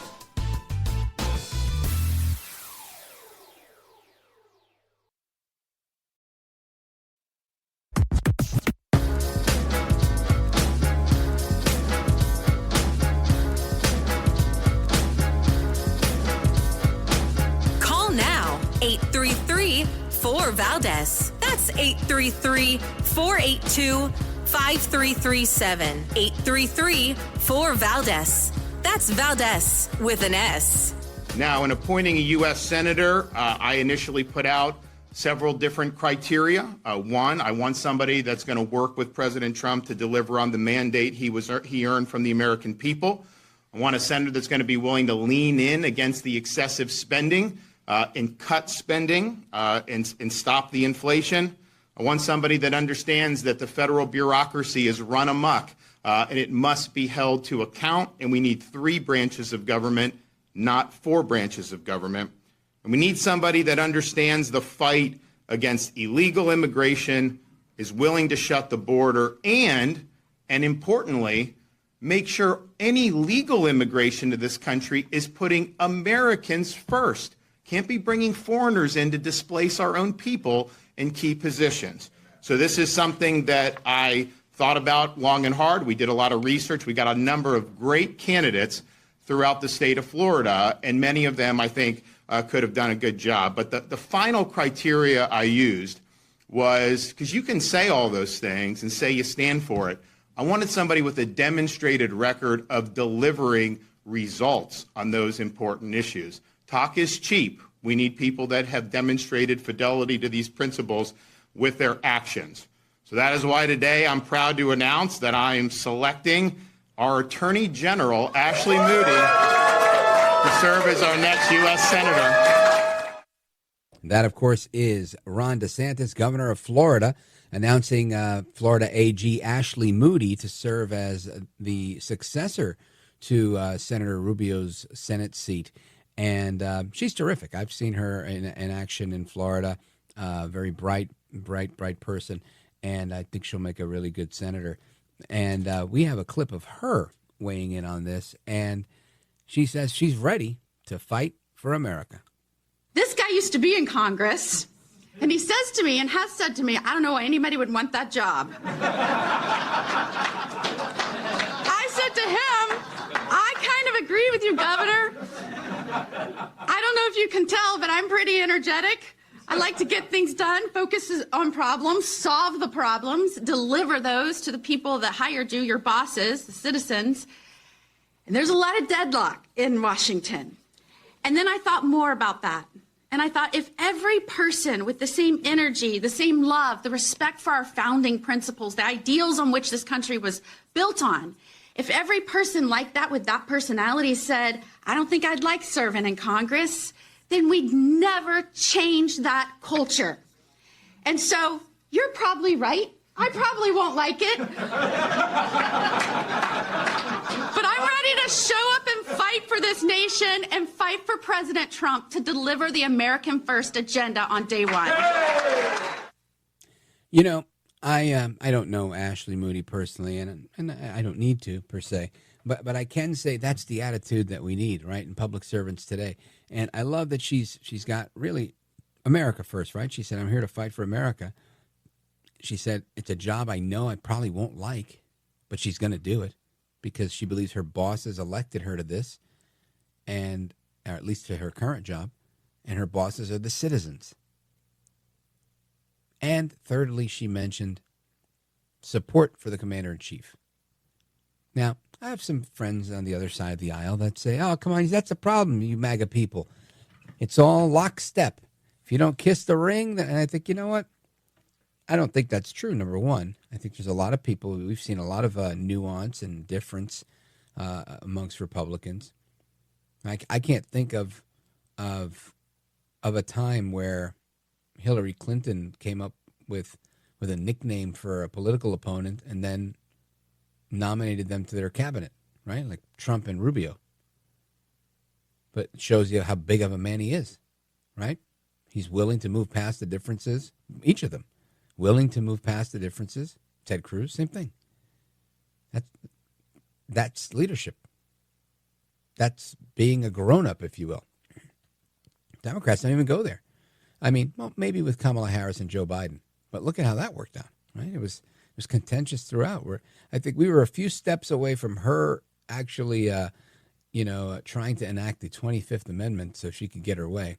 Or maybe because she really was tired of the Weekend at Bernie's show that we've been watching for the last 4 years. But it didn't happen. Anyway, bottom line here.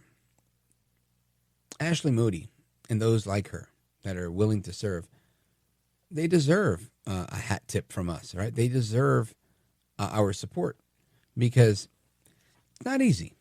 I remember speaking to President Trump once on the phone. Wasn't an interview that we did. He was calling to speak to the great one, Mark Levin, and I was in the studio, and I answered the phone, and we spoke for a few minutes, and I asked him, I said, what's it like leaving it all behind? And he said, oh, it's tough. It's really tough. And we had just finished talking about how they were coming after his kids, or at least Don Jr. at the time was being grilled. I think he spent 30 hours being questioned. And this is while Trump was still president. And I think, man,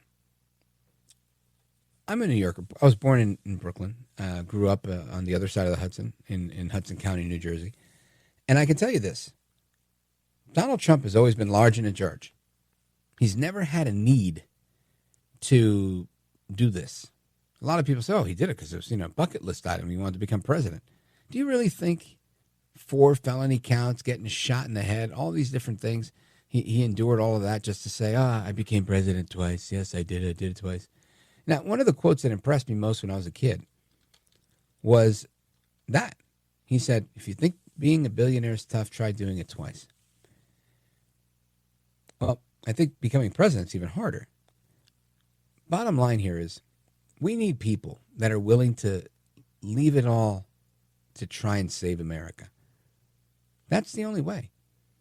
And I'm not saying that I'm necessarily willing to do that. I don't want to go to Congress. I don't want to work in Washington. I'm probably more like you. But those that are willing, they deserve every last bit of support we can give them. So kudos to Ashley Moody and everybody else that stepped up. And folks, I'm coming right back. Your calls and more. Don't go anywhere. This is America at Night with Rich Valdez.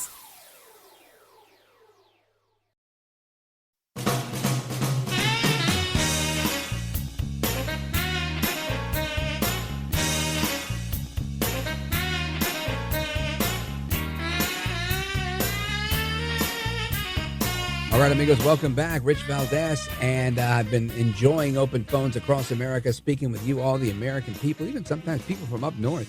That's always a blast. And I want to check in with Antonio, my man, listening on WVMT. Go for it, brother. Hey, listen, how you doing? I just want to talk about the 15-minute cities as it relates to Newsom, because back in a long time ago, in 1902, this guy Ebenezer Howard talked about garden cities. And they extrapolated that into like self-contained cities by this guy by the name of Clarence Perry, a guy that was an urban planner. In the 70s, they extrapolated again into a compact cities. And now this gentleman, Carlos Monreina, is talking about this. And this is what L.A. Yeah, I don't think you're going to have enough city. time to finish it here. Sorry, brother. But I'm guessing you were saying you didn't like 15-minute cities. You got to start with that. All right, amigos. Hasta la próxima. Take care. Good night. And God bless you, America. I am Rich Valdez.